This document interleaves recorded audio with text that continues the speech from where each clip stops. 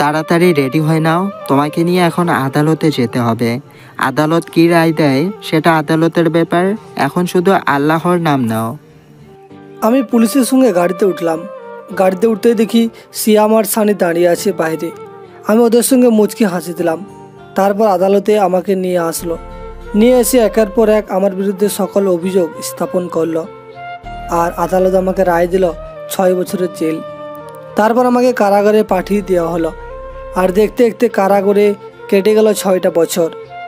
আজ প্রায় 6 বছর পর জেল থেকে বের হলাম। এই 6টা বছর কেটে গেছে 6টা যুগের মতো। এই 6টা বছর জেলে কীভাবে যে পার করেছি সেটা একমাত্র আমি জানি। জেল থেকে বের হতে দেখি দূরে দাঁড়িয়ে আছে সাকিব আর সিয়াম। আমাকে দেখেই ওরা এগিয়ে আসলো আর আমাকে এসে বলতে লাগলো, ভাই আসসালামু আলাইকুম, কেমন আছেন আপনি? আপনার জন্যই এতক্ষণ ধরে অপেক্ষা করছিলাম, চলেন গাড়িতে ওঠেন, গাড়ি নিয়ে আসছি। ওয়ালাইকুম আসসালাম। আলহামদুলিল্লাহ, আমি ভালো আছি। তা তোরা কেমন আছিস? সব কিছু কি আগের মতো চলছে নাকি কোনো কিছু পরিবর্তন হয়েছে? আচ্ছা চল যেতে যেতে কথা বলি। তারপর আমি গাড়িতে উঠে বসলাম আর সিয়াম গিয়ে গাড়ি চালাতে লাগলো। তখন আমি আবারও বলতে লাগলাম, কী রে সিয়াম, তুই তো দেখছি এখন অনেক বড় হয়ে গেছিস, দাড়ি রেখে দিয়েছিস। ভালো, তা সবাই ভালো আছে? এখন কি করছিস শুনি? ভাই এখনও সেই আগের মতোই আছি, কিন্তু তেমন একটা উন্নতি করতে পারিনি। তা ভাই এখন কি করবেন সেটা কি ভেবে দেখেছেন? 6টা বছর জেলে কাটিয়ে দিলাম, এখন তো কিছু করতেই হবে। যারা আমাকে ভালোবেসে ফেলে পাঠিয়েছিল তাদেরকে ভালোবাসা ফেরত না দিলে কি চলে? ভাই আপনার প্রতিটা কথা কিন্তু সেই আগের মতোই আছে, বেশ রহস্যময় ভাই। প্রথমে আমরা গোডওয়ানে যাই, কি বলেন? ওখানে আপনার জন্য সবাই ওয়েট করছে। তারপর সিয়ামের সঙ্গে আরও কিছু কথা বলতে বলতে চলে আসলাম গোডাউনে। আর গোডাউনে এসে দেখি আমার জন্য অনেকেই অপেক্ষা করছে। তারপর আমি সবার সঙ্গে কথা বলে ভিতরে চলে আসলাম। ভেতরে এসে আমি বসে রইলাম। একটু পর সানি আমার জন্য কফি নিয়ে আসলো। আমি কফি খেতে খেতে সানির সঙ্গে কথা বলতে লাগলাম। এভাবেই সময়টা পার হয়ে গেল।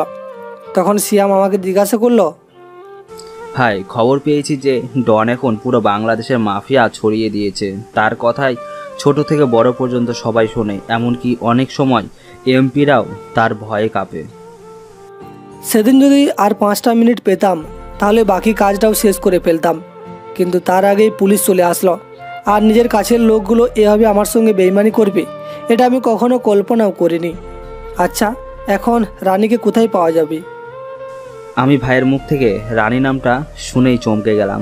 আমি তো ভেবেছিলাম ভাই হয়তো রানীকে ভুলে গেছে, কিন্তু ভাই যে এখনও রানীকে মনে রেখেছে এটা তো বুঝতে পারলাম না। আমাকে চুপ করে থাকতে দেখে ভাই আমারে জিজ্ঞাসা করলো। তারপর আমি বললাম, ভাই রানী এখন ডনের সাথে থাকে, ও ডনের স্ত্রী। ঠিক আছে, এত ঘামড়ানো কি আছে, চল সবাই মিলে খাবার খেয়ে নে, আমারও খুব খিদে পেয়েছে। তারপর আমি সবাইকে নিয়ে খাবার খেতে চলে আসলাম। খাবার খেয়ে রুমে এসে ভাবছি কি করব। এখন আমার পাশে সিয়াম, সানি আর কিছু লোকজন বসে আছে। ভাই এখন তো আপনি ফ্রি আছেন, তাহলে চলুন আপনার সেই বৃদ্ধাশ্রম থেকে একবার ঘুরে আসি। আপনি তো সানিকে দায়িত্ব দিয়ে গিয়েছিলেন। এখন নয়, বিকাল দিকে যাই, এখন আমি একটু ঘুমাবো, তোরা এখন যা। আর শোন, সকল ছেলেদের সন্ধ্যাবেলায় আমি গোডাউনের সামনে চাই, ওদের সঙ্গে আমার কথা আছে। ঠিক আছে ভাই, আমি সবাইকে নিয়ে সন্ধ্যায় হাজির হব। আপনি এখন শুয়ে রেস্ট করেন। সিয়াম চলে আয়। তারপর আমি সিয়ামকে নিয়ে ভাইয়ের কাছ থেকে চলে আসলাম। তারপর আমি যখন ঘুম থেকে উঠলাম তখন থেকে প্রায় সন্ধ্যা হয়ে গেছে। আমি ঘুম থেকে উঠে ফ্রেশ হয়ে রেডি হয়ে নিলাম সবার সঙ্গে দেখা করার জন্য। আমি বের হয়ে এসে দেখি সবাই আমার জন্য বসে আছে। আমাকে দেখে দাঁড়িয়ে গেল। তারপর আমি বললাম, সবাই কেমন আছো? তোমাদের সঙ্গে আমার অনেক দিন পর দেখা। তোমরা যেমন আমাকে প্রথম থেকে ভালোবেসেছিলে বা এখনও ঠিক তেমনই ভালোবাসো, এটা দেখে আমার অনেক ভালো লাগলো। এখানকার প্রতিটা লোক আমাকে জেলে দেখতে গিয়েছিল। বর্তমানে আমার কাছে কোনো কিছুই নেই। ভাই সবার মুখ থেকে একটা কথাই, ওরা আপনার পেছনের কাহিনীটা শুনতে চায়। আপনি কোন কারণে আপনি এই লাইনে এসেছিলেন। আমরা যতটুকু জানি আপনি মধ্যবিত্ত ফ্যামিলির ছেলে ছিলেন, অনেক ভালো এবং অনেক মেধাবী ছিলেন। অন্য একদিন তোমাদের আমার সব কাহিনী বলবো। তো তো এখন কাজের কথায় আসি। আমাদের কাছে এখন বর্তমানে কোনো কিছু নেই, যেগুলো আছে এগুলো দিয়ে কোনো কাজে আসবে না। আমাদের দেশে মাফিয়া অনেক বেড়ে গেছে, এগুলোকে গোড়া থেকে উপড়ে ফেলতে হবে। আর এটাই হয়তো আমাদের জীবনের শেষ একটা লড়াই। আশা করি এখন আমাদের প্রধান লক্ষ্য হবে যে ডনের যেখানে যেখানে লোক আছে সেখানে আমাদেরকে ছড়িয়ে যেতে হবে এবং তাদের কাছ থেকে সব কিছু ছিনিয়ে আনতে হবে। তিলে তিলে ওদেরকে সরিয়ে ফেলতে হবে। এখন দেশে চোরাচালান ধর্ষণ বৃদ্ধি পেয়েছে, এগুলো আমাদের রুখে দাঁড়াতে হবে। প্রশাসন ডনের কোনো কিছু করতে পারছে না। তারপর আমি ওদের সঙ্গে আরও কিছুক্ষণ কথা বলে সেখান থেকে সিয়ামকে নিয়ে চলে আসলাম। আমি আর সিয়াম পাশাপাশি হাঁটছি আর শহরটাকে ঘুরে ঘুরে দেখছি। হঠাৎ করে কেউ যেন আমাকে ধাক্কা দিয়ে চলে গেল। এখন সিয়াম বলতে লাগলো, কিরে বেটা, তুই চোখে দেখিস না নাকি? এভাবে দৌড়ে কোথায় যাচ্ছিস? মনে হচ্ছে তোকে কেউ তাড়া করছে বেটা। তোর সাহস তো কম না, তুই আমাকে তুই করে বলিস? তুই জানিস আমি কে? আমি ডন ভাইয়ের লোক। আমার যেখান দিয়ে ইচ্ছে আমি সেখান দিয়ে যাব, পারলে মানুষের ওপর দিয়ে যাব। তাহলে তোর কি? তুই কে যে তোকে আমরা ভয় পেতে হবে? একে তো ধাক্কা দিয়ে চলে যাচ্ছিস, তার উপর আবার এত বড় বড় কথা বলছিস। তখনই ছেলেটা কোমর থেকে পিস্তল বের করলো আর আমার দিকে তাক করলো আর আমাকে বলতে লাগলো, শালা তোর সাহস তো কম না, তুই আমাকে ভয় দেখাচ্ছিস? আরে এসব ভয়ে আমাদের দেখে কোনো লাভ নেই। আমরা এসব ভয় পকেটে নিয়ে ঘুরি। ইচ্ছা করলে তোকে এখানে মেরে দিতে পারি, ফকিনীর বাচ্চা। এদিকে আমি দাঁড়িয়ে দাঁড়িয়ে ছেলেটার কথা শুনছি, কিন্তু কোনো কিছু বলছি না। হঠাৎ করে আমি ছেলেটাকে লাথি মারলাম। তারপর কৌশলে হাতে পিস্তলটাকে নিয়ে তার দিকে তাক করলাম আর তখন বললাম, তুই এত তাড়াতাড়ি দাদাভাইকে ভুলে গেলি? আরে এখনও তো মানুষের মুখে মুখে দাদাভাইয়ের নাম শোনা যায়, এখনও অনেক কাজ করার বাকি আছে। ভাই আমাকে ক্ষমা করে দিন, আপনাকে চিনতে পারিনি। আপনি কবে জেল থেকে বেরিয়েছেন ভাই? আমার অনেক বড় ভুল হয়ে গেছে, প্লিজ ভাই। যে রাস্তায় আসিস এই রাস্তাটা অনেক অন্ধকার, তাই আলোর পথে ফিরে আয়। আমি এই অন্ধকারের মধ্যে কোথায় হারিয়ে যাবি এটা তুই নিজেও জানিস না, তাই সাবধান। এই বলে আমি চলে আসলাম। তারপর একটা বাসার সামনে এসে দাঁড়িয়ে আছি। বাসায় থেকে হলেও জনি হলো এই শহরের কিং। আমি কোনো কিছু না ভেবে ভেতরে যেতে লাগলাম। দারোয়ান আমাকে দেখে আটকালো, কিন্তু আমি আমার নিজের মাস্ক খুলে ফেলার পর দারোয়ান আমাকে সালাম দিল। তারপর আমি ভেতরে যেতে লাগলাম। আর তখন সিয়াম বলতে লাগলো, ভাই এখানে আমাদের অনেক ঝামেলা হতে পারে। জরি অনেক খারাপ একজন লোক, প্লিজ ভাই জনির সঙ্গে দেখা করতে হবে না। আমি পরে জনির সাথে দেখা করার জন্য আপনাকে নিয়ে আসবো। সিয়াম তুই আমার সাথে থেকেও ভয় পাচ্ছিস? তোর কাছ থেকে আমি এটা আশা করতে পারিনি। সবসময় বুক ফুলিয়ে সামনের দিকে যাবি, কখনো কাপুরুষের মতো কিছু ফিরে যাবি না। তারপর আমি জনির কাছে চলে আসলাম। এসে দেখি এই জনি অনেক লোকজনের সাথে মিটিং করছে সবাই বসে। আমি গিয়ে বসলাম। তখন জনি আমাকে দেখে অবাক হয়ে দাঁড়িয়ে গেল। আর তখন আমি বললাম, কী রে, আমাকে দেখে খুব অবাক হয়েছিস তাই না? অবাক হওয়ার কিছু নেই বস, তোর সঙ্গে কথা আছে। আমি মনে হয় সঠিক টাইমে চলে এসেছি, তাই না? সবাই আছে এখানে। কি রে, তুই এত তাড়াতাড়ি জেল থেকে ছাড়া পেয়ে গেলি? তোর তো আরো 2 বছর থাকার কথা ছিল, তা জেল থেকে বেরিয়ে শুধু আমার কাছে আসলি নাকি? ইদানিং তোর খুব বার বেড়েছে দেখছি।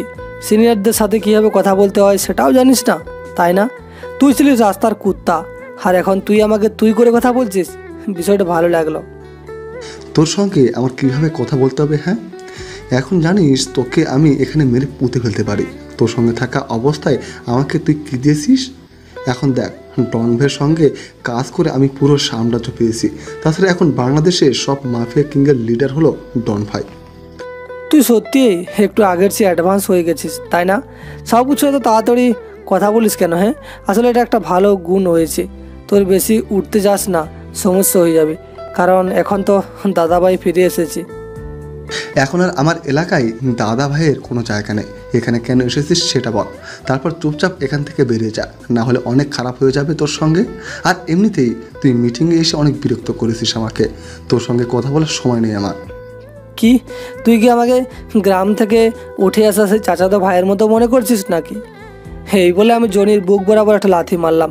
সঙ্গে সঙ্গে জনি পড়ে গেল আর আমি সবাইকে চারপাশে গুলি করতে লাগলাম। ওরা আমাকে গুলি করছে, কিন্তু ওরা আমার সঙ্গে কোনো কিছুতেই পারছে না। আমাকে গুলি করতে দেখে সিয়াম গুলি করতে লাগলো। একটা সময় ওরা থেমে গেল।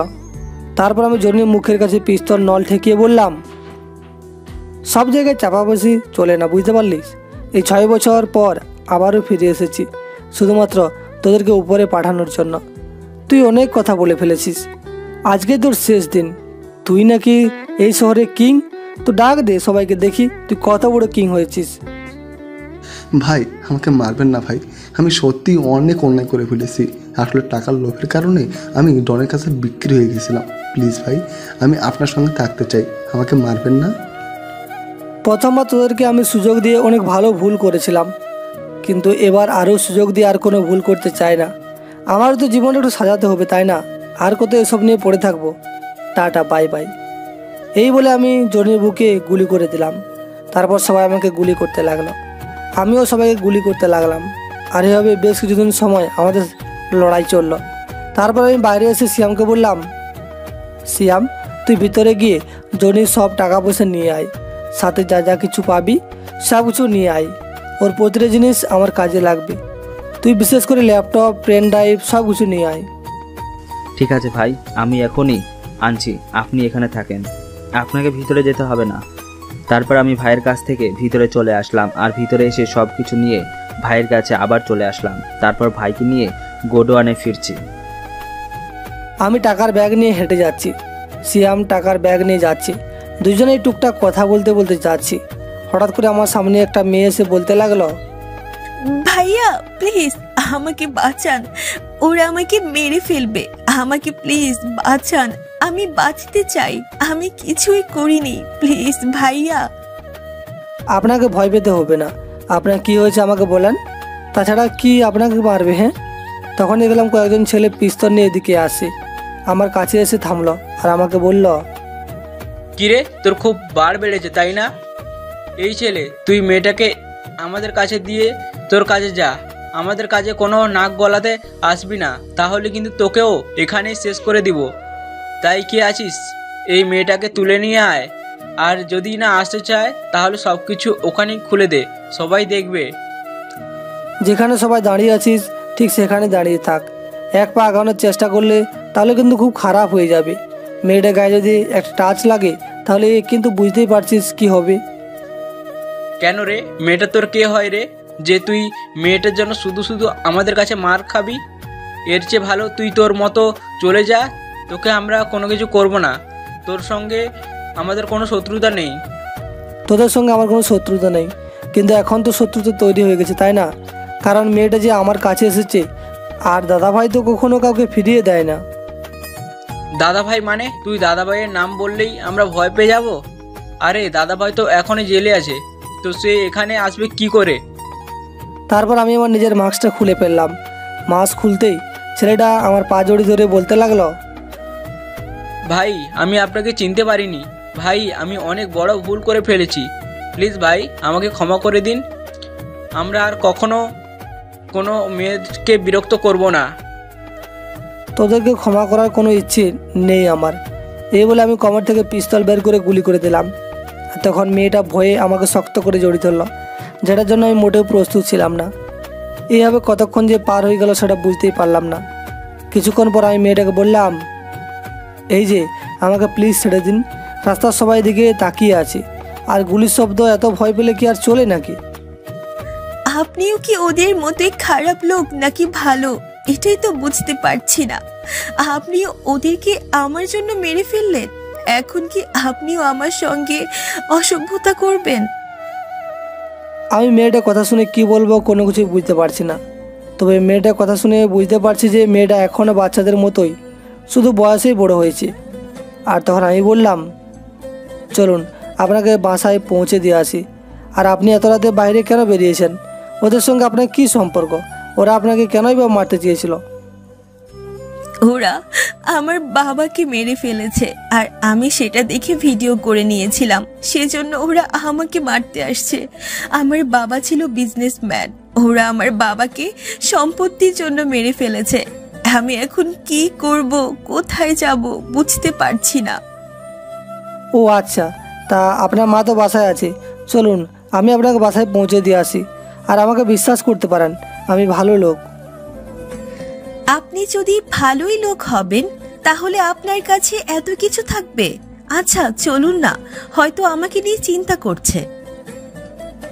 তারপর মেয়েটা আমার সামনে হাঁটতে লাগলো, আমিও মেয়েটা পিছনে পিছনে হাঁটতে লাগলাম। তখন সিয়াম আমার কানে কানে বলতে লাগলো, নাই, এবার মনে হয় ভাবি পেয়ে গেছি। আপনার জন্য এই মেয়েটাই পারফেক্ট, যেটা আপনি মনে মনে খুঁজেছিলেন। এত কথা বলিস কেন? হ্যাঁ, চুপচাপ হাঁট, আর বেশি পাকনামি করতে হবে না, তুই তোর চিন্তা কর। তারপর আমি হাঁটতে হাঁটতে মেয়েটা বাসার সামনে চলে আসলাম। তখন মেয়েটা আমাকে বলতে লাগলো, আসুন ভেতরে আসুন, বাসায় এসে চা খেয়ে যান। আজকে আপনি না থাকলে হয়তো ওরা আমাকে মেরেই ফেলতো। আপনি চলে গেলে কি ওরা আবারও আসবে? না, আজকে আর ভেতরে যাব না, কোনো দিন যাব, অন্য কোনো দিন। আর যদি কোনো সমস্যা হয় তাহলে আমাকে ফোন দিবেন, কোনো সমস্যা নেই, এই নিন আমার নাম্বার। তারপর আমি মেয়েটাকে নাম্বার দিয়ে গোডাউনের দিকে যেতে লাগলাম। কিছুক্ষণ পর গোডাউনে চলে আসলাম। তারপর সবকিছু গুছিয়ে রেখে ফ্রেশ হয়ে খাবার খেয়ে নিলাম। খাবার খেয়ে শুয়ে পড়লাম। তখনই একটা অন্য নাম্বার থেকে আমার ফোনে কল আসলো। তারপর আমি কলটা রিসিভ করলাম, আর উপাস থেকে বলতে লাগলো, আচ্ছা, আপনি কি বাসায় চলে গেছেন? আমি ওই মেয়েটা যাকে আপনি একটু আগে বাসায় দিয়ে গেলেন, আখি। ও আচ্ছা, তা কোনো সমস্যা হয়েছে নাকি? আপনি এত রাতে কল দিলেন যে আবার? না, আসলে আপনাকে যেন আমি কোথায় দেখেছি, সেজন্য কথা বলতে ইচ্ছে করছিল, তাই কল দিলাম। ওরা আমার বাবাকে মেরে ফেলেছে। আজকে আমার বাবা থাকলে হয়তো অনেক ভালো হতো। জানেন, বাবা আমাকে অনেক ভালোবাসতো, আমি যেটাই চাইতাম সেটাই এনে দিত। কিন্তু ওই শয়তানগুলো আমার বাবাকে বাঁচতে দিল না। আমার মা এখনো কান্না করছে। আসলে আপনাকে সান্ত্বনা দেওয়ার মতো ভাষা আমার নেই, কিন্তু তবুও নিজেকে একটু সামলাতে হবে। আপনার কারণে আপনি যদি ভেঙে পড়েন তাহলে আপনার মায়ের অবস্থা আরও খারাপ হয়ে যাবে। তাই বলছি, নিজেকে শক্ত করুন আর আপনার মাকে স্বাভাবিক করার চেষ্টা করুন। আর কালকে থানায় গিয়ে মামলা করে আসবেন। এর পিছনে যারা আছে ওরা যেন শাস্তি পায়। ও হ্যাঁ, আমি আপনাকে অনেক আগে দেখেছিলাম কলেজে। যখন আমি ক্লাস 9-এ পড়তাম, আপনি একটা মেয়ের সঙ্গে রিলেশন করতেন। তারপর বাবা আমাদেরকে নিয়ে অন্য শহরে চলে যায় আর আপনাকে হারিয়ে ফেলি। আপনার একটা পিক আমার কাছে ছিল। আপনি একদিন দোকান থেকে পাসপোর্ট সাইজের ছবি বাসায় নিয়ে যাচ্ছিলেন, আর একটা ছবি রাস্তায় পড়ে যায়, সেটাই আমি নিয়েছিলাম। ও আচ্ছা, তাই বলে এখনও যে আপনি আমাকে মনে রেখেছেন, এটাই তো অনেক। তা আপনি নিশ্চয়ই এখন অনার্স 3য় বর্ষে পড়াশোনা করছেন, যদি আমি কোনো ভুল না করি। হ্যাঁ, আমি এখনো অনার্স 3য় বর্ষে পড়াশোনা করছি। কিন্তু আপনি এত সহজে কিভাবে জেনে গেলেন যে আমি অনার্স 3য় বর্ষে পড়াশোনা করেছি? আপনি কি আমাকে আগে থেকেই চিনতেন? আপনাকে একটা কথা সত্যি বলি, আপনি বড় হয়েছেন ঠিক আছে, কিন্তু এখনও পরিপূর্ণ মানসিকতা গড়ে ওঠেনি।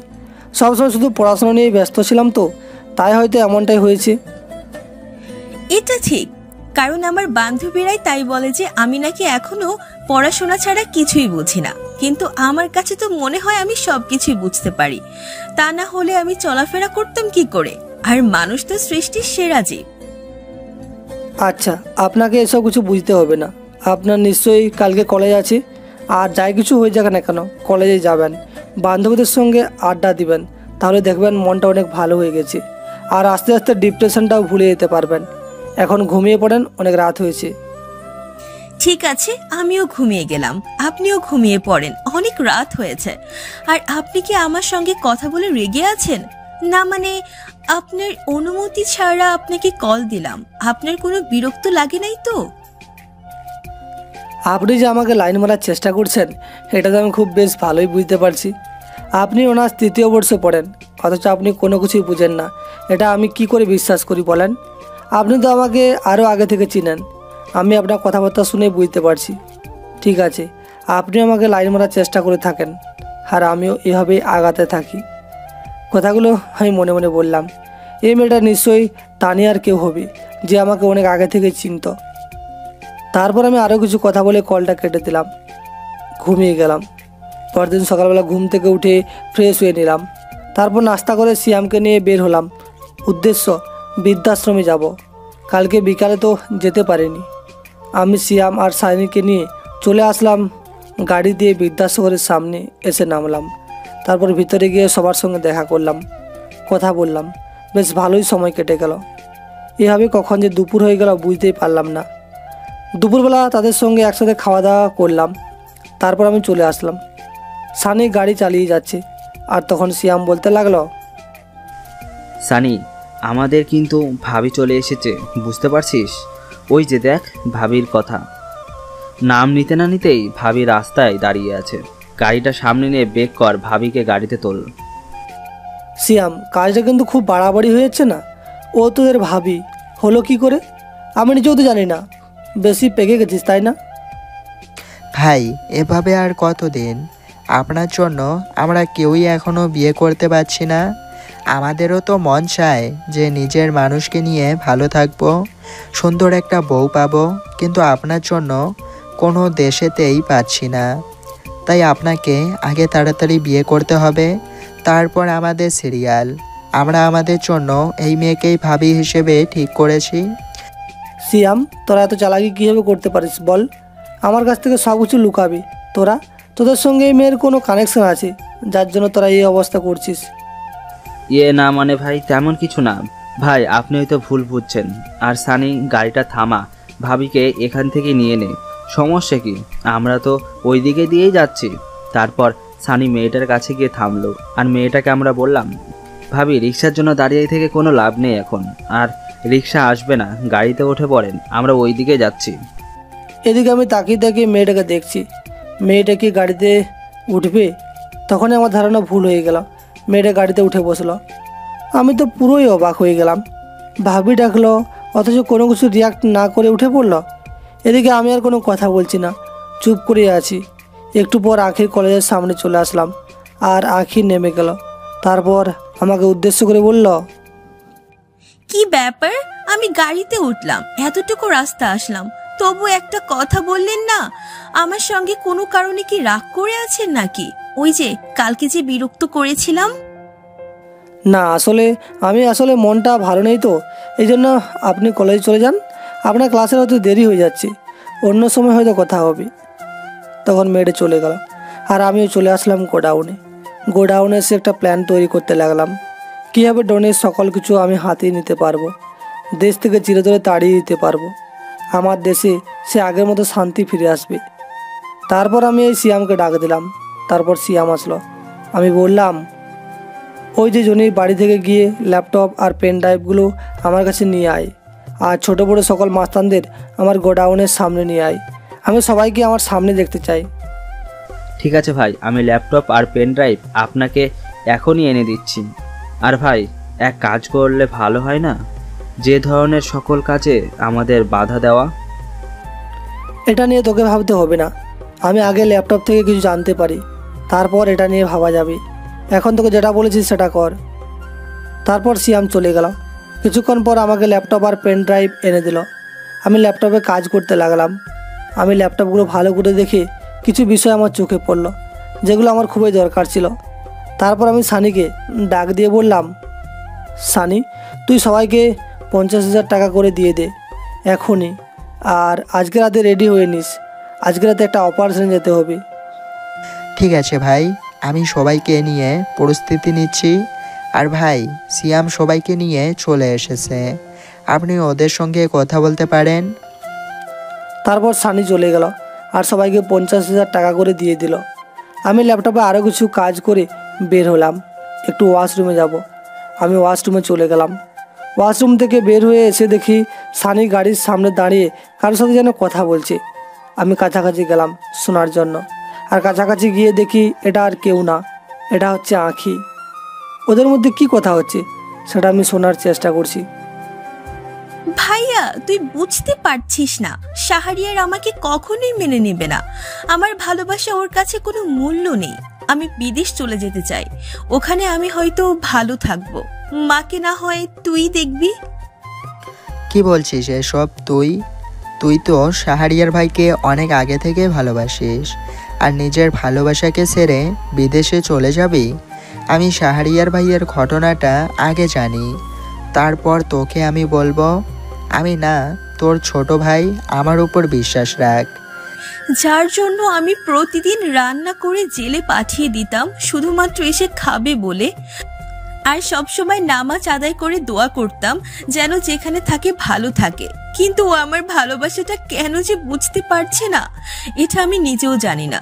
জানিস, কালকে রাতে ওর সঙ্গে কথা বলে অনেক ভালো লেগেছে আমার। এদিকে বাবাকে ওরা বাঁচতে দেয়নি। হ্যাঁ রে, আঙ্কেলের জন্য আমার অনেক কষ্ট হয়। আঙ্কেলকে ওরা বাঁচতে দিল না, আমিও আঙ্কেলের জন্য কোনো কিছুই করতে পারলাম না। এটাই অনেক বড় কষ্ট রে। তবে চিন্তা করিস না, শাহরিয়ার ভাই সব কিছুর প্রতিশোধ নেবে। যদি প্রতিশোধ নিতে গিয়ে আর কিছু হয়ে যায়, তাহলে তো নিজের না বলা কথাটা কখনো বলা হবে না। আমি চাই না ও আবার আমার কাছ থেকে হারিয়ে যাক। আমি না হয় তাকে দূর থেকেই ভালোবেসে যাব সব সময়। আখি আপু, আমি তোকে নিজের চাচাতো বোন হিসেবে বলছি না। তুই সত্যি একটা অসাধারণ মেয়ে, কারণ তোর মতো করে এভাবে কেউ ভালোবাসতে পারবে না। এই 6টা বছর তুই যেভাবে আমাকে দিয়ে খাবার পাঠিয়েছিস জেলে, এটা কোনো মেয়ে করবে না। এদিকে আমি সানির আর আঁখির কথাগুলো শুনে হাঁ হয়ে তাকিয়েছি। তার মানে জেলের ভিতর যে মজার খাবারগুলো দেওয়া হতো আমাকে, এগুলো আঁখি রান্না করে আমাকে দিয়ে জন্য পাঠিয়ে দিত সানি আর সিয়ামকে দিয়ে। কিন্তু আঁখি আমাকে কীভাবে চিনে এটা তো জানতেই পারলাম না। তার মানে সানি হলো আঁখির চাচাতো ভাই, আঁখির ছোট হলো সানি। তখন আবার তাদের মধ্যে কথা বলতে লাগলো। জানি না রে, আমি কখনো শাহরিয়ার কি পাবো কিনা।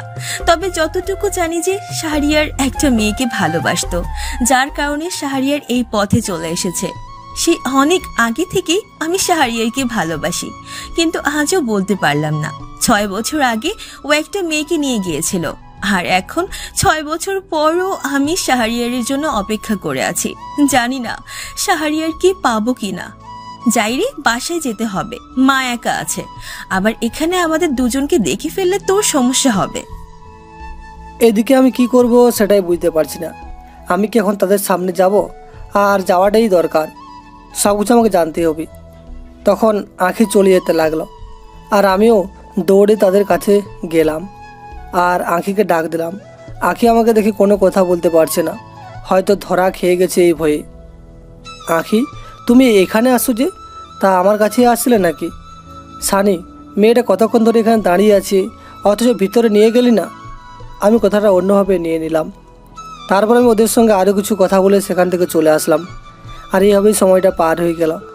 রাতের বেলা নিজে প্রস্তুত হয়ে বের হলাম। আজকে একটু দূরে যেতে হবে, তাই এই গাড়ি নিয়ে বের হলাম। কিছুক্ষণ পর আমার কাঙ্ক্ষিত জায়গায় চলে আসলাম। আমি এসে দেখি এখানে অনেক লোক। তখন আমাকে সিয়াম বলল, ভাই, আমি ড্রোন দিয়ে দেখছি এখানে প্রায় 60 থেকে 70 জন মতো লোক হবে, আর ভিতরে আরও নারী পাচারের জন্য শতাধিক নারী রয়েছে। ওরা সবাইকে আটকে রেখেছে। ঠিক আছে, ওয়েট কর, একটু পরেই আমার মনে হচ্ছে ওদেরকে ট্রাকে তোলা হবে। আজকে রাতেই ওদেরকে পাচার করে দেওয়া হবে, আর এটাই আমাদের মোক্ষম সময়, বুঝতে পেরেছিস? সবাই একটু অ্যালার্ট থাকবি। আমরা যদি এটা সাকসেসফুল হতে পারি তাহলে ডনের অনেক বড় ক্ষতি হয়ে যাবে, ওর মাথা চাড়া দিয়ে উঠবে। আমি অপেক্ষা করতে লাগলাম ওদের বের হওয়ার জন্য। কিছুক্ষণ পর ওরা বের হয়ে আসলো। সঙ্গে সঙ্গে আমরা গুলি করতে লাগলাম, তবে সেটা সাবধানে। ওরা প্রস্তুত ছিল না, তাই অনেকেই গুলি খেয়ে মাটিতে পড়ে গেল। তারপর আমরাও সামনে এগিয়ে গেলাম। আমি ভেতরে গিয়ে সবাইকে ঘুম থেকে তুললাম, আর সানিকে বললাম সবাইকে নিরাপদ জায়গায় সরিয়ে নিতে। আর ওখানে দায়িত্বে ছিল মুন্না। আমি মুন্নাকে মারতে বললাম, আর তখন মুন্না আমাকে বলতে লাগলো, দেখ, তুই আমাকে মেরে ফেললেও এসব কাজ কোনোদিন বন্ধ করতে পারবি না। ডন ভাইয়ের একটুও ক্ষতি হবে না, তোকে ডন ভাই পেলে মেরে ফেলে দিবে। আমি তো সেটাই চাই, ডনের সাথে আমার দেখা হোক। ওর সঙ্গে আমার অনেক কথাবার্তা আছে, যার জন্য আমার জীবনটা এত বড় অন্যরকম হয়ে গেল। তার সঙ্গে একটু বোঝাপড়া থাকবে না, এটা কি হয়? কিন্তু তোর বেঁচে থাকার কোনো অধিকার নেই। ডন ভাই যদি জানতে পারে যে তুই দাদা ভাই ফিরে এসেছিস, তাহলে তোকে শেষ করে ফেলবে। তোকে জেলেই শেষ করার কথা ছিল, কিন্তু এটা সম্ভব হয়নি। তাহলে এখন বিদায় নিয়ে চলে যা, পরে ওখানে গিয়ে ভালো থাকবি তুই, ঠিক আছে? আর কখনোই তোকে খুন খারাপই করতে হবে না, আর ডনের হয়ে কাজও করতে হবে না। এই বলে আমি মুন্নাকে গুলি করে দিলাম, আর মুন্না কাটা মুরগির মতো ছটপট করতে করতে মারা গেল। তারপর আমি এই লাশের উপরে দেখলাম দাদা ভাই, এবং সেখান থেকে চলে আসলাম। আর সানিকে বললাম সবাইকে যার যার বাসায় পৌঁছে দেওয়ার জন্য। আমি গোডাউনে এসে বসে আছি, আর টিভিতে নিউজ হচ্ছে, সেটাই দেখছি। কালকে জনিকে মারার খবর দেখাচ্ছে। এইভাবে প্রায় অনেকক্ষণ কেটে গেল। আর ঘন্টাখানেক পর সবাই চলে আসলো। সবাই এসে আমার কাছে দাঁড়িয়ে বলল, ভাই আছে, কিন্তু আপনার সেই গল্পটা আমাদের বলতেই হবে, তা না হলে আমরা আপনাকে কোনোভাবেই ছাড়ছি না। প্লিজ ভাই, আজকে অন্তত বলেন ভাই। অনেক বড় গল্প, সারা রাত জাগতে পারবি? আজকে তো অনেক বড় ধকল গিয়েছে, তাই একটু রেস্ট নিয়ে নে, কালকে না হয় বলবো। ভাই, আমরা সবাই ঠিক আছি, আপনি প্লিজ বলেন। আপনার জন্য আমরা সব কিছুই করতে রাজি আছি। তখন আমি সিয়ামকে বললাম ভাইকে কফি এনে দেওয়ার জন্য, আর ভাই কফি খেতে খেতে বলল। আর আমিও আখি আপুকে কল দিলাম, কারণ সেও এটার জন্য আগ্রহী। তখন হঠাৎ করে ভাই বলতে লাগলো, সানি, তুই এভাবে লুকিয়ে কলে রাখার কোনো দরকার নেই। যে মানুষটাকে লুকিয়ে আমার কথাগুলো শোনানোর চেষ্টা করছিস তাকে এখানে আসতে বল, আর ওরও জানা দরকার। তখনই সানি আমার কথা শুনে খুশি হয়ে গেল আর আখিকে কল দিয়ে আসতে বলল। কিছুক্ষণ পরেই চলে আসলো, এসে আমার পাশেই বসলো। আমি বলতে শুরু করলাম, আজকে থেকে প্রায় 6 বছর আগের কথা। ফ্ল্যাশব্যাক। সকালবেলা ঘুম থেকে উঠে আমি কলেজের দিকে যাচ্ছি। নতুন কলেজ, তাই অন্যরকম ভালো লাগা কাজ করছে। আমি বন্ধুদের সঙ্গে হেঁটে যাচ্ছি। পাশে আছে রনি আর জনি। 3 জনে মিলে হাসাহাসি করে কলেজে যাচ্ছি। কলেজে এসে দেখি আমার পাগলিটা আমার জন্য বসে আছে। মিষ্টির সঙ্গে রিলেশন আমার প্রায় 2 বছর। মেয়েটা আমাকে অনেক বেশি ভালোবাসে, আমিও তাকে অনেক বেশি ভালোবাসি। আমি বন্ধুদের কাছে বিদায় দিয়ে মিষ্টির কাছে গেলাম। আর তখন মিষ্টি আমাকে বলতে লাগলো, তোমাকে আমি কয়দিন ধরে বলছি যে তুমি ওদের সাথে হেঁটে হেঁটে আসবে না। আমি তোমার সাথে কথা বলার জন্য কতক্ষণ ধরে ওয়েট করে থাকি, আর তুমি হেলে দুলে দেরি করে আসো। সরি, কালকে থেকে আরও এমন ভুল কখনোই হবে না, ঠিক আছে? এখন এত রাগ করতে হবে না। মিষ্টির মুখে সবসময় মিষ্টি কথাই ভালো লাগে। আমাকে পাম তো তুমি ভালোই দিতে পারো। এখন তো ক্লাসের সময় হয়ে গেছে, তাই এখন তো ঠিকই ক্লাসে যেতে হবে। না পারলাম কথা বলতে, আর না পারলাম অন্য কিছু করতে। তারপর আমি মিষ্টিকে নিয়ে ক্লাসে চলে আসলাম। ক্লাসে গিয়ে মিষ্টি তার বান্ধবীদের সঙ্গে বসে পড়ল, আর আমিও আমার বন্ধুদের সাথে বসে ক্লাস করতে লাগলাম। এইভাবে আমাদের সময়টা পার হলো। এভাবে বেশ ভালোই চলছিল আমাদের দিনগুলো। একদিন রাতের বেলায় শুয়ে শুয়ে মিষ্টির সঙ্গে কথা বলছিলাম, আর তখন হঠাৎ করে মিষ্টি আমাকে বলল, জানো, কালকে না বাবা মা গ্রামের বাড়িতে চলে যাবে, পরে সন্ধ্যার দিকে চলে আসবে। তার মানে কালকে বাসায় সারাদিন ফ্রি। চাইলে তুমি বাসায় আসতে পারো, যত্ন করে রান্না করে খাওয়াবো। না, তোমাদের বাসা আসলে তোমারই সমস্যা হবে। পরে তোমাকে লোকে নানান কথা বলবে, যেটা আমার কখনোই সহ্য হবে না। তার চেয়ে ভালো এভাবে ভালো আছে। ভালো কিছু পাওয়ার আশা করলে একটু তো স্যাক্রিফাইস করতেই হবে, তাই না? সে তো আমিও চিন্তা করছি, কিন্তু অনেকেই তো আসে, তাই না? ওদের তো কেউ সমস্যা হয় না, তাহলে আমার এসব করলে সমস্যা কি? মিষ্টি শোনো, আমরা দুজন দুজনকে অনেক বেশি ভালোবাসি, অনেক কাছে পেতে চাই, কিন্তু সেটা আমি পবিত্র করে তোমাকে কাছে পেতে চাই। বুঝতে পেরেছ? আমি চাই না আমাদের ভালোবাসার মধ্যে 1 সেকেন্ডের জন্য থাকুক। তবুও যেটুকু করেছি এটাই অনেক করেছি, তাই না? হ্যাঁ ঠিক, এটা আমিও তোমার কাছ থেকেই এরকম কথাটাই আশা করেছিলাম। আমি জানি তুমি সবার মতো না, তুমি একটু আলাদা, তাই তো আমি তোমাকে এতটা ভালোবাসি। তারপর আমি এভাবে মিষ্টির সঙ্গে অনেক কথা বলতে লাগলাম। রাত 2টা পর্যন্ত কথা বলে আমি কল কেটে দিয়ে ঘুমিয়ে গেলাম। পরদিন সকালবেলা ঘুম ভাগলো মায়ের ডাকে। মা আমাকে বলতে লাগলো, কি রে শাহরিয়ার, আর কত ঘুমাবি? এবার তো ঘুম থেকে ওঠ, কলেজের সময় হয়ে যাচ্ছে না? এত রাত পর্যন্ত কি করিস সেটাই তো আমি জানি না। মা, তুমি তাড়াতাড়ি করে খাবার রেডি করো, আমি ফ্রেশ হয়ে এখনই আসছি টেবিলে। বাবা কি চলে গেছে নাকি? তোর বাবা তো সেই সকালবেলায় চলে গেছে। এখন দেখেছিস কয়টা বাজে? সকাল 9:30 বাজে। এখনো কি তোর বাবা তোর জন্য বসে থাকবে নাকি? তারপর আমি তাড়াতাড়ি করে উঠে ফ্রেশ হয়ে নিলাম। ফ্রেশ হয়ে রেডি হয়ে খাবার টেবিলে চলে আসলাম। খাবার খেয়ে তাড়াতাড়ি করে কলেজের উদ্দেশ্যে রওনা দিলাম। কলেজে এসে দেখি রনি আর জনি আমাকে রেখেই চলে এসেছে। রনির সঙ্গে মিষ্টি কথা বলছে, কিন্তু মিষ্টি তো তেমন কারোর সঙ্গে কথা বলতো না। আজকে হঠাৎ রনির সঙ্গে কথা বলছে, কিছুই তো বুঝতে পারছি না। আমাকে দেখে মনে হয় ওরা কথার ধরন পাল্টে দিল। আমি মিষ্টির সঙ্গে আরও কিছু কথা বলে ক্লাসে চলে আসলাম। সবাই মিলে আর ক্লাসে এসে ক্লাস করতে লাগলাম। ক্লাস শেষ করে যে যার মতো বাসায় চলে আসলাম। বাসায় এসে ফ্রেশ হয়ে খাবার খেয়ে নিলাম। তারপর একটু রেস্ট নিয়ে বিকেলবেলা বের হলাম মিষ্টির বাসার সামনে যাব। হাঁটতে হাঁটতে মিষ্টির বাসার সামনে চলে আসলাম। রনি, আমার কিন্তু অনেক ভয় করছে। শাহরিয়ান যদি একবার জানতে পারে তাহলে কি অবস্থা হবে সেটা একবার ভেবে দেখেছো? তোমাকে আমি আমার সব কিছু দিয়েছি। তুমি বিয়ের আগে আমার শরীর চেয়েছো, সেটাও দিয়েছি। জান, আমাকে আরেকটু আদর করতে দাও। আর শাহরিয়ার এসব কোনো কিছুই জানতে পারবে না। ও তো ছোট লোক, ওর কোনো যোগ্যতা আছে তোমাকে ভালোবাসার? এরকম সুযোগ আরও অনেকবার দিও। আজকে কিন্তু অনেক মজা হয়েছে।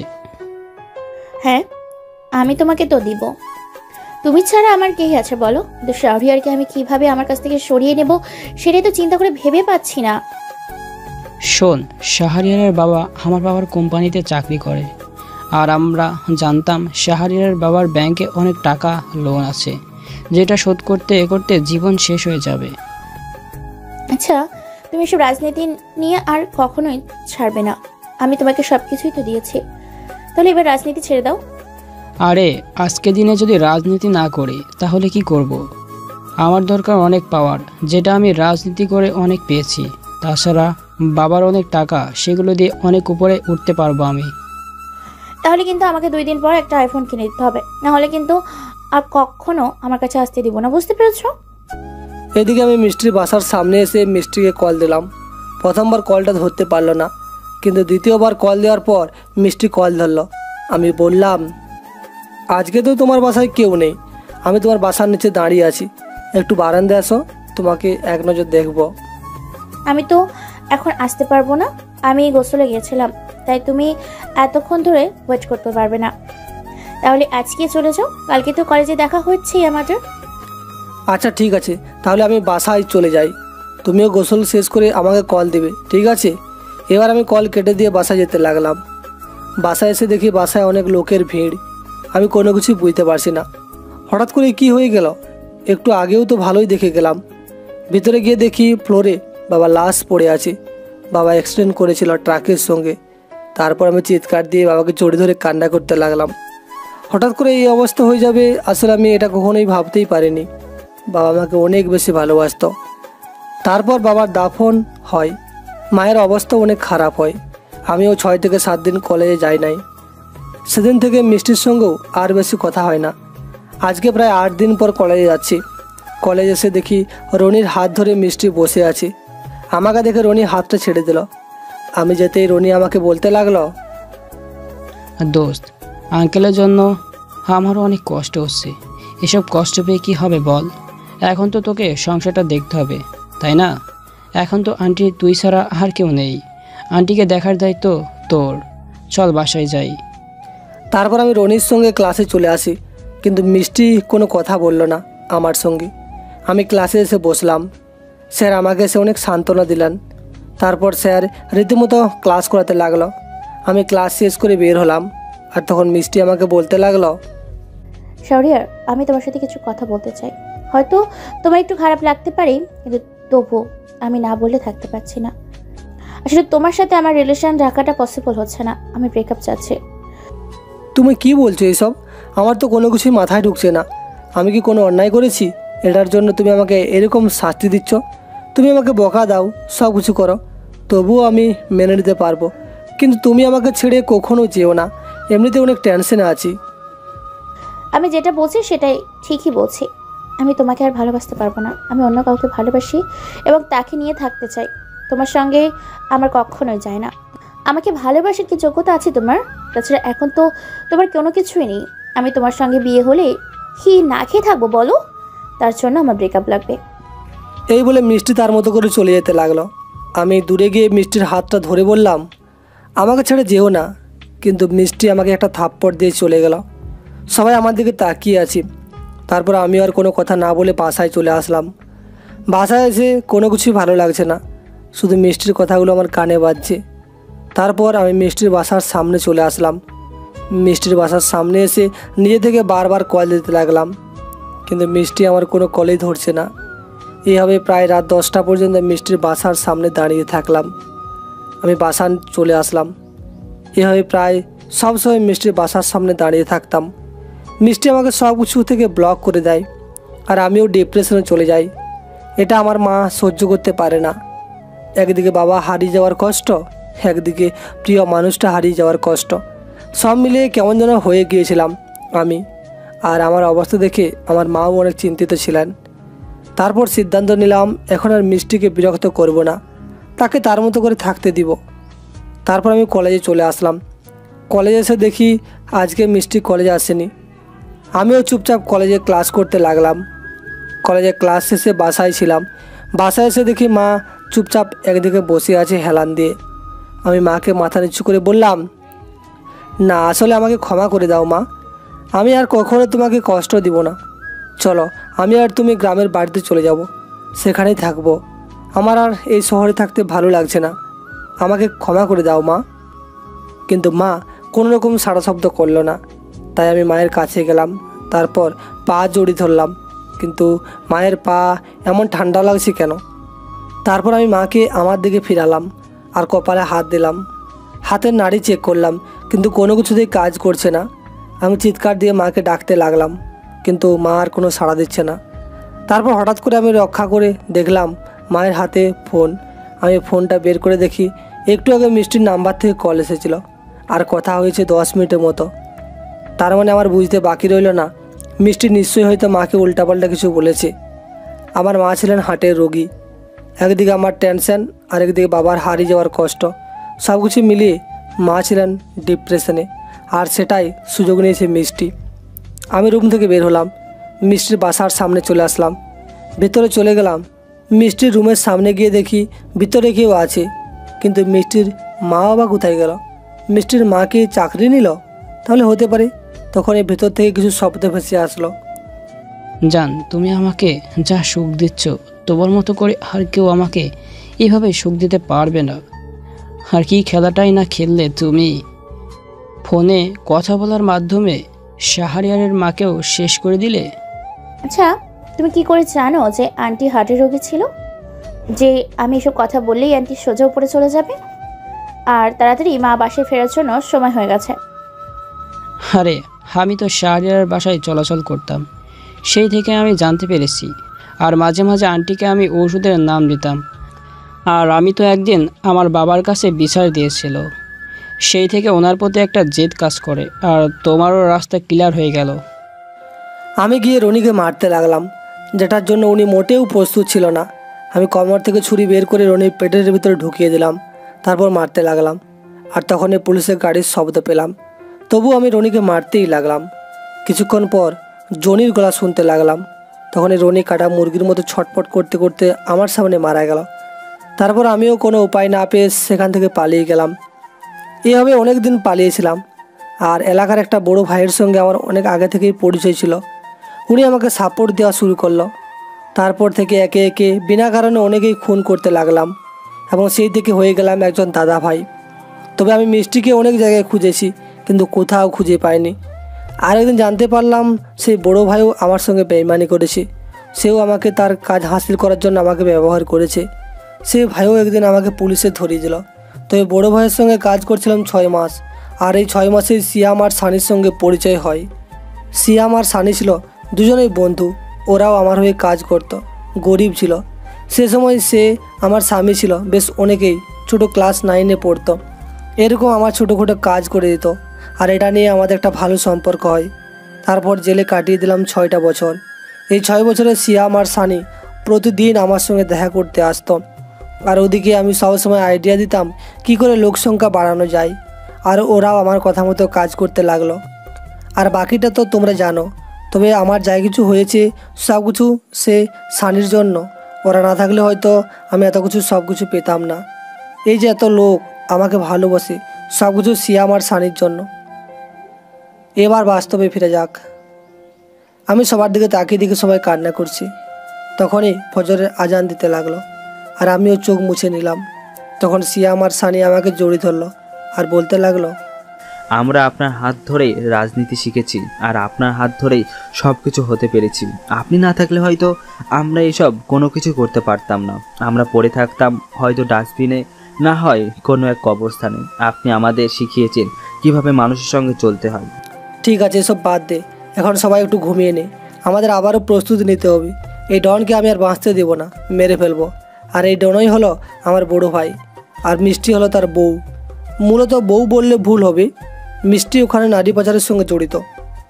তখন হঠাৎ করে আঁখি আমাকে শক্ত করে জড়িয়ে ধরলো, যেটার জন্য আমি মোটেও প্রস্তুত ছিলাম না। আঁখি আমাকে জড়িয়ে ধরে কান্না করতে লাগলো, আর এটা দেখে সবাই লজ্জা পেয়ে গেল। সবাই যে যার মতো চলে যেতে লাগলো। তখন আমাকে আঁখি বলতে লাগলো, তুমি যখন প্রতিদিন কলেজে যেতে তখন আমি নীরবে তোমার দিকে তাকিয়ে থাকতাম। আর একটা সময় দেখলাম যে সানি তোমার সঙ্গেই থাকি সারাক্ষণ। তারপর সানিকে তোমার কথা বললাম, কিন্তু সানি তোমাকে বলার মতো কোনো সাহস পায় না। আর সেই অনেক আগে থেকেই আমি তোমাকে ভালোবাসি। আমি এত কিছু জানি না, কিন্তু তবুও আমি তোমাকে ভালোবাসি এবং সারাটা জীবন তোমার পাশে থাকতে চাই। প্লিজ আমাকে ফিরিয়ে দিও না। আমি কখনো তোমাকে ছেড়ে যাব না। আমার শেষ নিঃশ্বাস পর্যন্ত আমি তোমার পাশে থাকব। একটা সুযোগ দাও। এখন বাসায় চলে যাও। বাসায় গিয়ে চুপচাপ ঘুমাবা। সারা রাত তো একটু ঘুমাতে পারো নাই আমার জন্য। এই জন্য বলেছিলাম না শোনার জন্য। আমি কিন্তু তোমার উত্তরটা পেলাম না। আমি আমার উত্তরটা না পেয়ে আমি এখান থেকে একটুও যাব না। আমার এভাবেই তোমাকে জড়িয়ে ধরে থাকতে ভালো লাগছে। এটা আমার একটা স্বপ্ন ছিল, তোমার বুকে কান্না করব জড়িয়ে ধরে। আসলে আমিও তোমাকে কখন ভালোবেসে ফেলেছি সেটা আমি নিজেও জানি না। যদি একটু দেখাই এটা ভালোবাসাই হয়। হ্যাঁ, আমি তোমাকে অনেক বেশি ভালোবাসি। যাও, বাসায় চলে যাও। আমি সানিকে বলে দিচ্ছি, ও তোমাকে বাসায় নামিয়ে দিয়ে আসবে। তাহলে তুমি আমাকে কথা দাও, তুমি আমার জন্য নিরাপদ থাকবে। তোমার কিছু হয়ে গেলে আমি বাঁচতে পারবো না, আমিও কিন্তু মরে যাব। আমার কিচ্ছুই হবে না, তুমি এখন বাসায় চলে যাও। বাসায় গিয়ে ঠিকমতো খাওয়া দাওয়া করবে আর ঘুম দেবে। আজকে কলেজে যাওয়ার কোনো দরকার নেই। তারপর আমি সানিকে বলে দিলাম আঁখিকে বাসায় নামিয়ে দেওয়ার জন্য। তারপর আঁখি আমাকে বিদায় দিয়ে চলে গেল। আমিও ফ্রেশ হয়ে কফি খেয়ে নিলাম। তখনই আমার ফোনে একটা কল আসলো। আমি ফোনটা হাতে নিয়ে দেখি আননোন নাম্বার। আমি ফোনটা রিসিভ করলাম। তখন ওপাশ থেকে বলতে লাগলো, কি রে দাদা ভাই, তুই নাকি ফিরে এসেছিস আবারও, আর আমার ব্যবসায় তুই নাক গলাচ্ছিস। তা চলে আয়, তোকে দেখার খুব ইচ্ছে করছে। এখনো কি আগের মতোই আছিস নাকি পাল্টে গেছিস? তোর সঙ্গে তো আমারও অনেক দেখা করার ইচ্ছা রে। আসছি খুব তাড়াতাড়ি, আসছি, তুই রেডি থাক। আজকে হয়তো তোর জীবনের শেষ দিন। তুই আমার এত বড় ক্ষতি করলি। আমার নারী পাচার করার ব্যবসাটা তুই বন্ধ করলি, আমার অস্ত্র পাচার করার ব্যবসাটা তুই বন্ধ করলি। এইগুলো সব পুলিশের কাছে ধরা খেয়ে গেছে। তোকে যে আমি কি করব সেটাই আমি বুঝতে পারছি না। তোকে সে সময় জেলের ভেতরেই মেরে ফেলা উচিত ছিল। তোকে যে আমি কেন সাপোর্ট করতে গিয়েছিলাম আগে, এটাই হয়েছে আমার জীবনের মস্ত বড় ভুল। তোর কারণে আমি মাফিয়া হয়েছিলাম, আর এখন আমি তোকে এই দেশ থেকেও বিলুপ্তি করে দিতে চাই। তোর সঙ্গে যে কাজ করে পার্টনার হিসেবে মিষ্টি, তাকে তো কি করব সেটা আমি নিজেও জানি না। তা আমি জানতে পারলাম রনি নাকি তোর ভাই ছিল, তবে সেটা কেউ জানে না। হ্যাঁ রনি আমার ছোট ভাই ছিল। আমি চেয়েছিলাম তোকে ব্যবসা করে আমি অনেক উপরে উঠব, তারপর তোকে নিজেই মেরে ফেলবো, আমার ছোট ভাইয়ের খুনের প্রতিশোধ নেব, কিন্তু সেটা আর হলো না। আসলে মানুষ কতটা নিচে নামতে পারে এটা তোকে না দেখলে হয়তো বুঝতেই পারতাম না। যে মেয়েটাকে রনি নষ্ট করলো, আর সেই মেয়েটাকেও তুইও নষ্ট করলি। তোর কথা শুনে আমার হাসি পাচ্ছে। আরে এরকম মেয়ে তো আমার কাছে অনেক আছে। তোকে আমি একটা অফার দিচ্ছি, আমাদের মাঝে যা হয়েছে সবকিছু ভুলে যা। আমি সবকিছু বলে যাচ্ছি, বিনিময়ে তুই আমার সঙ্গে কাজ করবি। আমি তোর সঙ্গে কাজ করব এটা তুই ভাবলি কি করে? তুই রেডি থাক, আমি আসছি, খুব তাড়াতাড়ি আসছি। তুই দেশের মানুষের অনেক ক্ষতি করেছিস, আর ক্ষতি করতে দিব না। এই বলে আমি কল কেটে দিলাম। তারপর আমি সিয়ামকে ডাক দিলাম। তখন সিয়ামকে আমি জিজ্ঞাসা করলাম, আচ্ছা সিয়াম, আমাদের কাছে কি কি জিনিসপত্র আছে আর আমাদের মোট কতজন লোক আছে এটা আমাকে বলতো। ভাই, আমাদের এখানে প্রায় 50 জন লোক হয়েছে, যেটা ডনের তুলনায় অনেক কম। এগুলো সবাই আমাদের ভাই ব্রাদার, আর অস্ত্রের মধ্যে মোটামুটি আছে। ঠিক আছে, তুই চিন্তা করিস না। আর বুদ্ধি থাকলে এত লোকেরও দরকার হবে না, বুঝতে পেরেছিস? আমাদেরকে টেকনিক করে কাজ করতে হবে। আমি তোকে যে কাজটা দিয়েছিলাম ওই কাজটা করেছিস? যে ফাইলগুলো পুলিশ কমিশনারকে দিয়ে দিতে বলেছিলাম এই ফাইলগুলো দিয়েছিস? হ্যাঁ ভাই, আমি ফাইলগুলো কমিশনারের কাছে পাঠিয়ে দিয়েছি, আর কমিশনার অলরেডি মাঠে নেমে পড়েছে ফোর্স নিয়ে। ডনের এখন মাথায় হাত দেওয়া ছাড়া কোনো উপায় নেই। আপনি টিভিতে নিউজ দেখেন, লাইভ নিউজ হচ্ছে। 8টি বিভাগের মধ্যে প্রায় 5টি বিভাগ থেকে মাফিয়াকে উচ্ছেদ করা হচ্ছে। সকল কিছু হয়েছে শুধুমাত্র আপনার জন্য। ঠিক আছে, তুই সবাইকে প্রস্তুত হতে বল। আর বুঝতে পারছিস আমরা এখন যে খেলাটা খেলতে যাচ্ছি এটা কিন্তু অনেক ক্রিটিক্যাল একটা খেলা, তা সাবধানে এখানে আমাদের জয়ী হতে হবে। তারপর আমি কমিশনারকে কল দিলাম। কিছুক্ষণ কল হওয়ার পর কমিশনার কল ধরলো। আমি বলতে লাগলাম, স্যার আসসালামু আলাইকুম, আমি দাদা ভাই বলছিলাম, আপনার সঙ্গে কিছু কথা ছিল। আপনি কি এখন ফ্রি আছেন? হ্যাঁ, তোমাকে আমি চিনতে পেরেছি। তোমার নাম্বার আমার মোবাইলে সেভ করা আছে। তোমাকে পুলিশ ডিপার্টমেন্টের থেকে পুরস্কৃত করা হবে। যেটা আমরা এতদিন করতে পারছিলাম না সেটা তুমি করে দেখিয়েছো। তবে তুমি একটা কাজ ভুল করেছো। তুমি যদি সবগুলোকে না মেরে যদি আমাদের হাতে তুলে দিতে তাহলে আরেকটু সুবিধা হতো। স্যার আপনারা তো ওদের কিছুই করতে পারলেন না, আর সমাজে এগুলো ছিল আগাছার মতো, তাই এগুলো আমি ছাঁটাই করে দিলাম। সেই জন্য আপনি আমার কথা বলছেন। চাইলে আপনাকে মেরে ফেলতে পারি, আপনি আমার কিচ্ছু করতে পারবেন না। আমি আইনকে অনেক শ্রদ্ধা করি, সম্মান করি, এই জন্য আমি সব রিপোর্ট আপনার কাছে পাঠিয়েছি, না হলে কিছুই করতাম না। সেটা আমি জানি, এমনকি আমি তোমাকে বিশ্বাসও করি। এখন যে তোমার অবস্থা, সকল লোক তোমার দিকে চাচ্ছে। তুমি প্লিজ নতুন করে আর মাফিয়ার টিম তৈরি করবে না। স্যার আমাকে নিয়ে আপনার ভাবতে হবে না, আমি আমারটা খুব ভালো করেই বুঝতে পারি। আর আমি মাফিয়া থাকবো কি না এটা শুধুমাত্র আমার ব্যাপার, এটা নিয়ে আপনার মাথা ঘামাতে হবে না। আপনার যেটা কাজ সেটা আপনি করেন। তারপর আমি আরও কিছু কথা বলে কলটা কেটে দিলাম। এভাবেই সময়টা পার হয়ে গেল। রাত 10টার দিকে আমি ডনের ঠিকানার উদ্দেশ্যে যেতে লাগলাম। কিছুক্ষণ পর সেখানে পৌঁছে গেলাম। আমি সবাইকে আমার প্ল্যান অনুযায়ী সাজিয়ে দিলাম। তারপর আমি একা একা ভিতরে যেতে লাগলাম। তখনই 2টা ছেলে এসে আমাকে চেক করতে লাগলো। তারপর আমি তাদের সঙ্গে ভিতরে চলে গেলাম। ভেতরে যেতেই দেখি ডন বসে আছে। আমাকে দেখেই বলতে লাগলো, আসেন, ওয়েলকাম টু মাই সাম্রাজ্য। আপনার জন্যই তো আমি বসে বসে অপেক্ষা করছি। আপনার সঙ্গে আমার কত হিসাব বাকি আছে। কি আছিস, বসতে দে। আমি চেয়ারে পায়ের উপর পা তুলে বসলাম। তখনই পাশে দেখতে পেলাম একটা মেয়ে শুয়ে আছে, আর একটা ছেলে তার সঙ্গে অসভ্যতা করছে, কিন্তু মিষ্টি কিছুই বলছে না। আমি নিচের দিকে তাকিয়ে রইলাম। তখন ডন আমাকে বলতে লাগলো, আরে এটা দেখেই তুই লজ্জা পেয়ে গেলি। আমার তো সন্দেহ হচ্ছে তুই এত বড় হইলি কিভাবে। এইটুকুতেই যদি তোর এই অবস্থা হয়ে যায়, এটা তো শুধুমাত্র সামান্য। যেই লোকটা এইসব করছে না উনি হলো সৌদি থেকে আসা ইমরান। ওর সঙ্গে আমি একসাথে ব্যবসা করি, তাই একটু মজা করছে। কুত্তার বাচ্চা, তোর জন্য সমাজে কত ছেলে নষ্ট হচ্ছে, তোর জন্য কত বাবা মা তার মেয়েকে হারাচ্ছে, কত ভাই তার বোনকে হারাচ্ছে, প্রিয় মানুষকে হারাচ্ছে। তোর কি একটুও খারাপ লাগছে না? না, আমার একটুও খারাপ লাগে না। আমি চাই টাকা আর মেয়েদের সঙ্গে মাস্তি, বুঝতেই পারছিস। তুই আমার সঙ্গে কাজ কর, তোর জন্য ভালো হবে। আমি এ কথা শুনতেই ডনের গায়ে লাথি মারলাম। ডন পড়ে গেল। তখন কয়েকটা ছেলে মিলে ডনকে তুললাম। আর তখন ডন আমাকে বলতে লাগলো, তোর অনেক বার বেড়ে গেছে তাই না? কি আছিস, তার মনের মানুষটাকে নিয়ে আয়, যাকে আমাদের দাদাভাই অনেক ভালোবাসে। তখনই ওরা কোথা থেকে আঁখিকে নিয়ে আসলো।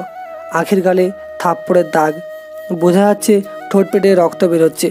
তখন আমি বললাম, তোর যা করার আমাকে কর, তবুও আঁখিকে ছেড়ে দে। আমার কারণে তাকে শাস্তি দিস না প্লিজ। তোর সঙ্গে শুধু আমার শত্রুতা, আমি তোর কাছে হাত জোর করে বলছি।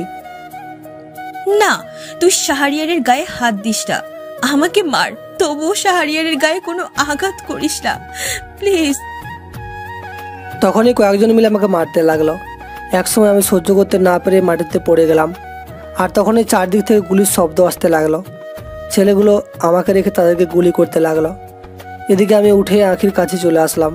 আর আঁখি আমাকে কান্না করতে করতে শক্ত করে জড়ি ধরল। আমি আঁখির কপালে চুমু দিয়ে আবারও শক্ত করে জড়ি ধরে বলতে লাগলাম, কিছুই হয়নি, আমি ঠিক আছি, তুমি ঠিক আছো তো? চলো আগে তোমাকে এখান থেকে বের করি, তারপর আমি ওদেরকে দেখছি। তারপর আমি আঁখিকে নিরাপদ জায়গায় রেখে আসলাম। আমি দেখতে পেলাম মিষ্টি পালিয়ে যাচ্ছে। আমি গিয়ে দৌড়ে ধরলাম আর সিয়ামকে মাইক্রোফোনে বললাম, সিয়াম, ডনকে ধরে গোডাউনে আগুন জ্বালিয়ে দে, আর খেয়াল রাখ যেন কেউ এখান থেকে বাঁচতে না পারে। বম ব্লাস্ট কর তাড়াতাড়ি। ঠিক আছে ভাই। তারপর আমি রিমোট চাপ দিলাম আর সাথে সাথেই ব্লাস্ট হলো। আর আমি ডনকে গিয়ে মারতে লাগলাম। আর কিছুক্ষণ পর সানি পুলিশ সেনাবাহিনীকে নিয়ে হাজির হলো। এদিকে আমি মিষ্টিকে মারতে লাগলাম। মিষ্টি আমার কাছে মাপ চাইতে লাগলো আর মিষ্টি আমাকে বলতে লাগলো, আমাকে মাফ করে দাও, আমি অনেক ভুল করেছি তোমার সঙ্গে। তুমি তো আমাকে অনেক ভালোবাসতে, একটা সুযোগ দাও আমাকে। তুই কোন মুখ দিয়ে আমার সামনে ভালোবাসার কথা বলছিস? হ্যাঁ, যেটা দিয়ে অন্যের সাথে পাপ কাজ করেছিস সেটা তুই এতটা খারাপ আমি জানতাম না। আরে তুই তো নিজেও জানিস না, তুই কয়েকজনের সঙ্গে, আমার বলতেও ঘৃণা হচ্ছে, একটা মেয়ে হয়ে অন্য একটা মেয়েকে পাচার করছিস। এটা লজ্জা হচ্ছে না তোর? ওই মেয়েগুলো তো কারণে কারো প্রিয়জন আপনজন ছিল, তাই না? আমি ভালো পথে ফিরে আসবো, আমাকে একটা সুযোগ দাও, আর না হলে পুলিশে দিয়ে দাও। তবুও আমাকে মেরো না প্লিজ, আমি বাঁচতে চাই। ঠিক এমনটা হয়তো অন্য কোনো মেয়ে করেছিল তোর সাথে, কিন্তু তুই কি তাদেরকে বাঁচতে দিয়েছিস? তোর কারণে আমার মা মারা গিয়েছিল, আমার মা হার্টের রোগী ছিল, আর তুই তো জানতেই আমার সময়টা কতটা খারাপ ছিল। আসলে আমি ভাবতেও পারিনি যে তোমার মা মারা যাবে। আমাকে রনি শিখিয়ে দিয়েছিল, তাই আমি এমনটা করেছি। আমি ভেবেছিলাম তোমার মাকে এসব কথা বললে হয়তো তোমাকে বকা দিবে, তুমি আমার থেকে সরে আসবে। তুই এইগুলো অন্যায় করেছিস, যেটা তোকে আর বাঁচতে দেওয়া যাবে না। তোকে মেরে যদি আমার ফাঁসিও হয় তবুও ভালো। এই বলে আমি গুলি করে দিলাম আর মিষ্টি ছটফট করতে করতে মারা গেল। তখন পিছন থেকে কমিশনার আমাকে বলতে লাগলো, শারিয়ার, হাত থেকে পিস্তলটা ফেলে দাও তোমার, না হলে অনেক বড় ক্ষতি হয়ে যাবে তোমার। এই বলে আমি শারিয়ারের হাতে গুলি করলাম, যেন সবাইকে বোঝাতে পারি যে নিজেকে রক্ষা করতে গিয়ে মারা গেছে। এই বলে কাছে আসলাম আর রুমাল দিয়ে শারিয়ারের হাত বেঁধে দিলাম। তখন শারিয়ার বলল, স্যার আপনি আমার জন্য এটা করলেন, এই জন্য যদি আপনার কিছু হয় তখন কি করবেন স্যার? একটু ভালো কাজের জন্য এদিক সেদিক করলে কিছু হয় না। তুমি ছাড়া কারো সাধ্য ছিল না, এই জন্য ডিপার্টমেন্ট তোমার সকল মামলা তুলে নিয়ে আর তোমার যোগ্যগত শিক্ষা ডিবি পুলিশের সিক্রেট হিসাবে তোমাকে নিয়োগ করা হলো।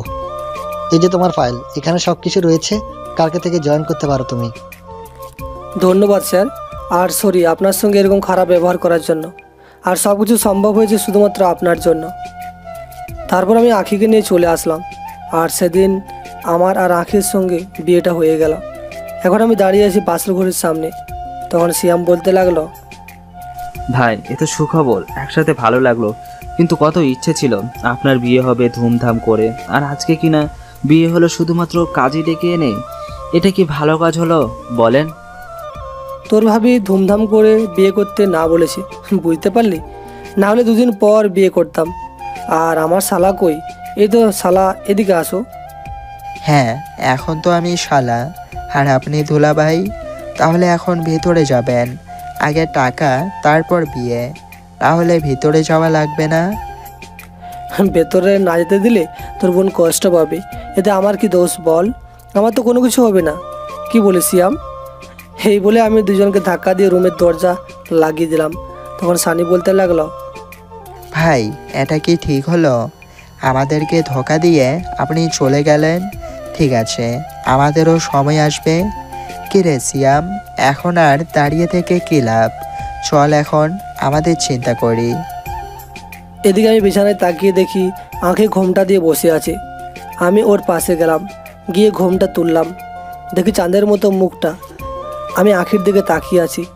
আঁখি বলতে লাগলো, এই যে এভাবে আমার দিকে তাকিয়ে আগে অজু করে আসেন, তারপর আপনার কি অবস্থা করব সেটা পরে বোঝাবো। আমি কোনো কথা না বলে আঁখিকে শক্ত করে জড়ি ধরলাম। কিছুক্ষণ পর ছেড়ে দিলাম। আমি ওয়াশরুমে এসে অজু করে দুজনে মিলে নামাজ আদায় করে আমি আঁখিকে কোলে করে নিয়ে বারান্দায় চলে আসলাম। আঁখি বারান্দায় দাঁড়িয়ে চাঁদ দেখছি। আজকে সুন্দর চাঁদ উঠেছে। আমি আঁখিকে পিছন থেকে জড়ি ধরে আছি আর গলায় চুমু দিয়ে যাচ্ছি। এটা কি হচ্ছে শুনি? কারো অনুমতি ছাড়া পার্সোনাল কাজে হাত দেওয়া নিষেধ, এটা জানেন না? চাঁদ দেখতে আসছেন, চাঁদ দেখেন, এই চাঁদের গায়ে হাত দিবেন না। তাই আপনাকে কে বললো শুনি? আপনি তো একটা কালো পেতনি। আমি তো আমার পেতনি বউটাকে আদর করছি, তাতে আপনার কি শুনি? হ্যাঁ, আর কখনো মিষ্টির নাম মুখে আনবেন না বলে দিলাম, তাহলে কিন্তু তোমাকে খুন করে ফেলবো। তুমি শুধু আমারই থাকবে, বুঝতে পেরেছো? বুঝতে পারছি, আমার বউটা আমাকে অনেক বেশি ভালোবাসে। তাই এবার চলুন আপনাকে একটু আদর করি। রাত তো ফুরিয়ে যাবে, তখন কি আর আদর করা যাবে? ও তাই? তা আপনার বউকে আপনি আদর করবেন, কিন্তু আপনার বউয়ের লাভটা কি হবে শুনি? আপনার বউ তো মা হতে চায়। বাবা হওয়ার জন্যই তো এত তাড়াতাড়ি আদর করতে হবে, সময় পেরিয়ে যাচ্ছে না। এই বলে আমি কোলে তুলে নিলাম আর বিছানায় শুয়ে দিলাম। আখিকে বিছানায় শুয়ে দিয়ে আমি ওর ঠোঁট জোড়া দখল করে নিলাম। আখিও আমাকে রেসপন্স দিতে লাগলো। তারপরে প্রায় 10 মিনিট পর ছেড়ে দিলাম। আমি আখির গলায় চুমু দিতে লাগলাম। আখির চোখ বন্ধ করে আছি, তখন আখি আমাকে শক্ত করে জড়িয়ে ধরলো। আর এইভাবে দুজনে মিলে হারিয়ে গেলাম এক অজানা রাজ্যে। আর এইভাবেই না হয় চলতে থাকুক আমাদের মিষ্টি ভালোবাসার গল্পগুলো। আজ এই পর্যন্তই, দেখা হবে পরবর্তী কোনো গল্পতে। সেই পর্যন্ত সবাই ভালো থাকবেন, সুস্থ থাকবেন। ধন্যবাদ সবাইকে।